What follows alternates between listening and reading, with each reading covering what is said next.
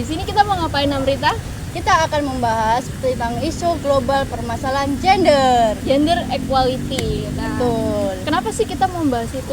Karena kan kita kan sebagai kaum perempuan gitu ya kan, pasti kan kita kan pasti dibedakan gitu kan dari segi upah kalau kita sudah kerja kan ya di perusahaan, terus kalau tentang karir pendidikan gitu, terus juga tentang diskriminasi kita kan selalu kayak di catcalling gitu kan dengan cowok-cowok di apalagi terutama di gang gitu kan. Oke.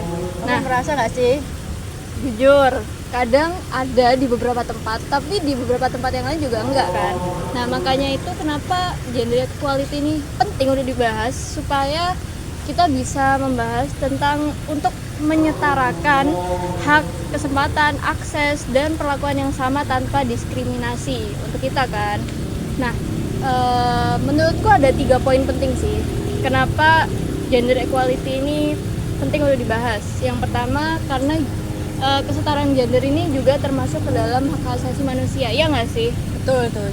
Nah, terus yang kedua untuk menghapus diskriminasi tadi, biar nggak ada catcalling itu, ya kan? Terus yang ketiga, menurutku pembahasan kesetaraan gender ini juga nyambung untuk pembangunan berkelanjutan yang ada di SDGs 5 kalau nggak salah.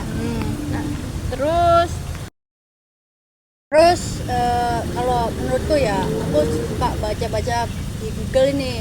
Nah, aku menemukan salah satu data dari World Economy.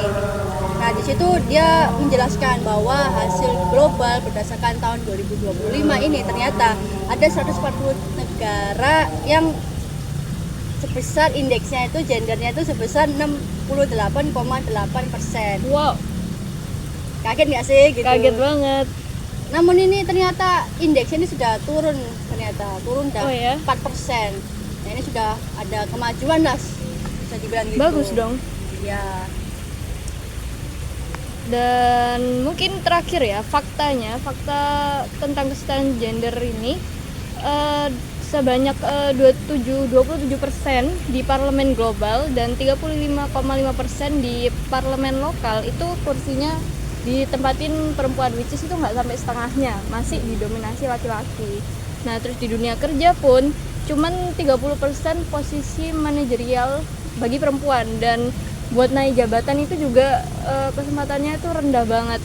Terus beban domestik juga, perempuan dibebanin, kita mengerjakan, dituntut nanti kalau udah menikah jadi ibu rumah tangga tanpa gaji, ya kan?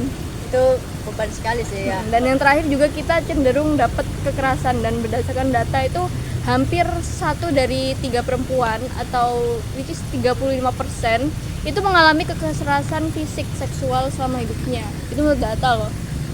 Apalagi kenyataan ya. Iya. Lanjut. Tadi yang cewek-cewek udah menjelaskan nih keluh kesah mereka. Terus kemudian apa sih upaya-upaya yang dilakukan global untuk mengatasi permasalahan ini, kayak dari PBB gitu, kebijakan ini seperti apa? Oh ya, ini menarik nih. Jadi kan tadi kan teman-teman kan udah bahas kan terkait permasalahannya. Nah, jadi di sini aku bakal ngerangkum 3 kebijakan yang sekiranya paling relevan lah. Jadi kebijakan yang pertama itu yang jelas tentu implementasi dari SDGs poin kelima. Nah, kemudian adanya anggaran responsif gender. Nah, apa sih anggaran responsif gender itu?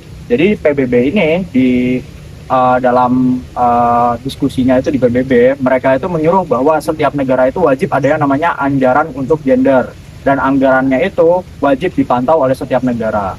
Nah, ini tuh udah hampir berjalan gitu loh, walaupun pada implementasinya itu masih terkendala sedikit lah dalam implementasinya gitu. Terus kemudian ada yang kedua itu ada yang namanya reformasi kebijakan ekonomi perawatan. Wah, apaan tuh?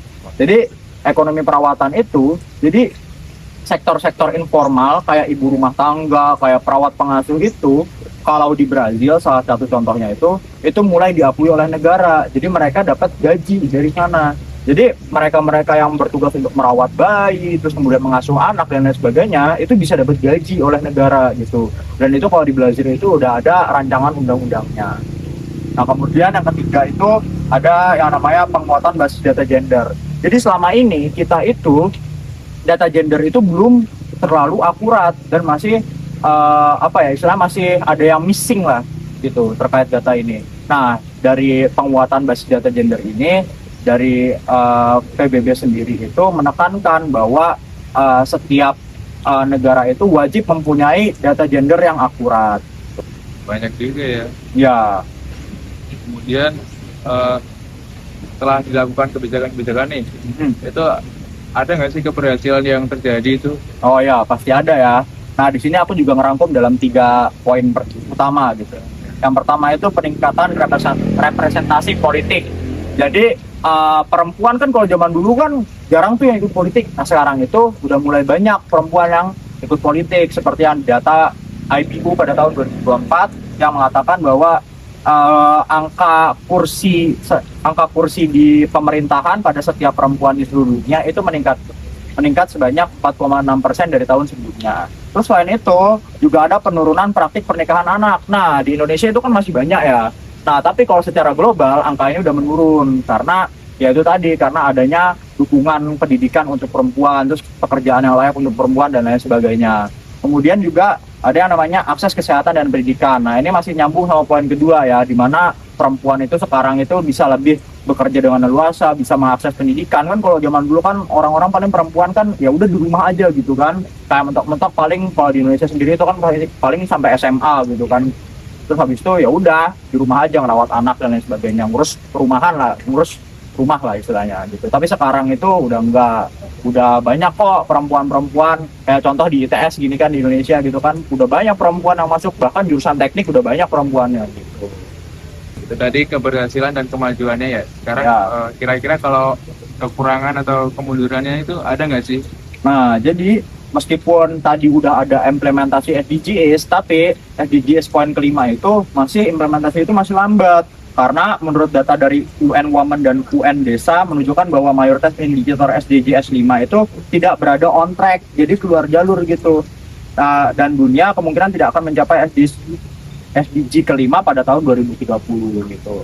Nah selain itu masih banyak juga perempuan yang masih tidak memiliki kontrol penuh atas kesehatan reproduksi dan keputusan tubuhnya. Jadi masih banyak tuh di negara-negara, mungkin di negara dunia ketiga sebagai contohnya, yaitu perempuan itu masih kayak harus ngikut suami lah. Suami pengen punya anak 5 ya perempuan berarti harus ngikut gitu, jadi nggak punya hak, padahal itu kan tubuhnya mereka gitu kan. Terus kemudian perempuan masih banyak yang menanggung beban kerja domestik dan perawatan tak berbayar secara tidak proporsional. Jadi meskipun tadi ada RUU tentang pengesahan pekerjaan domestik itu, tapi itu masih terbatas di beberapa negara saja. Di salah satu contohnya seperti Brazil. Jadi negara-negara lain belum bisa mengimplementasikan kebijakan tersebut. Nah, selain itu juga masih banyak kekerasan berbasis gender dan hampir tidak menurun. Jadi masih ada kayak catcalling gitu. Itu masih banyak, terutama di negara-negara yang istilahnya masih berkembang. Ya, mungkin itu aja kalau pembahasan terkait hal ini, ketiga hal ini gitu. Nanti bisa lanjut sama yang lain. Gitu. Itu tadi ya berarti kebijakan, kemudian keberhasilan sama kekurangan Kekurangannya. dari Ya, implementasi dari kebijakan gender equality. Oke. Nah, yang lain tadi udah menjelaskan tentang isu-isu serta kebijakan-kebijakan yang dilakukan oleh PBB, oleh dunia nih. Ya, kemudian menurutmu nih Mas Obed, rekomendasi kebijakan apa sih yang cocok buat pembangunan SDG 5 atau kesetaraan gender ini? Saya yang pertama, yang pasti itu ada undang-undang yang mengatur ya Mas. Jadi tujuannya tuh biar perempuan ini nggak tertindas lagi gitu. Jadi konsepnya kesetaraan ini kan harus berdasarkan hukum yang ada di negara tersebut. Terus yang kedua itu pendidikan yang setara dari perempuan dan laki-laki sejak kecil. Tujuannya itu biar mereka diedukasi bahwa mereka tuh kedudukannya itu sama di masyarakat, nggak ada perbedaan. Jadi nanti habitnya ke bawah sampai mereka dewasa gitu. Terus yang terakhir itu keterlibatan perempuan itu harusnya lebih banyak lagi. Seperti yang disinggung di awal tadi kan, bahwa di pemerintahan itu perempuan masih di bawah 50%. Jadi kan itu masih belum setara gitu. Tujuannya itu harusnya pemerintah saat ini itu menarik lebih banyak sumber daya manusia dari perempuan supaya kesetaraan di struktur masyarakat itu sama. Sebenarnya apa sih dampak positif dari kesetaraan gender sehingga kita harus benar-benar mencapai kesetaraan gender ini? Dampak positifnya itu yang pasti tenaga kerja itu terserap semua. hal itu bisa mengurangi angka kemiskinan gitu. Selain itu bisa mendongkrak ekonomi negara. Jadi kalau misalnya kan dulu cuma ada laki-laki sebagai pencari uang ya, yang mengatur keuangan keluarga. Tapi kalau misalnya perempuan juga ikut, itu bisa meminimalisir angka kemiskinan lah. Jadi pendapatan satu keluarga itu bisa naik lagi. Oke, berarti setelah semua pembahasan ini bisa ditarik kesimpulan bahwa kesetaraan gender ini menjadi fondasi penting bagi kemajuan global karena membuka ruang bagi setiap orang untuk berkontribusi tanpa batasan gender. Ketika perempuan mendapat kesempatan yang sama, perkembangan ekonomi, pendidikan, dan kesehatan dunia meningkat jauh lebih cepat dan merata. Kemudian selain itu, kolaborasi internasional dalam memperjuangkan kesetaraan gender menjadi kunci untuk menciptakan masa depan yang lebih adil, inklusif, dan damai bagi semuanya. Oke, sekian dari kelompok A. Sekian dari kami. Kurang lebihnya minta maaf. Semoga bermanfaat. Terima kasih telah menonton. Kelompok A hanya apa? Api.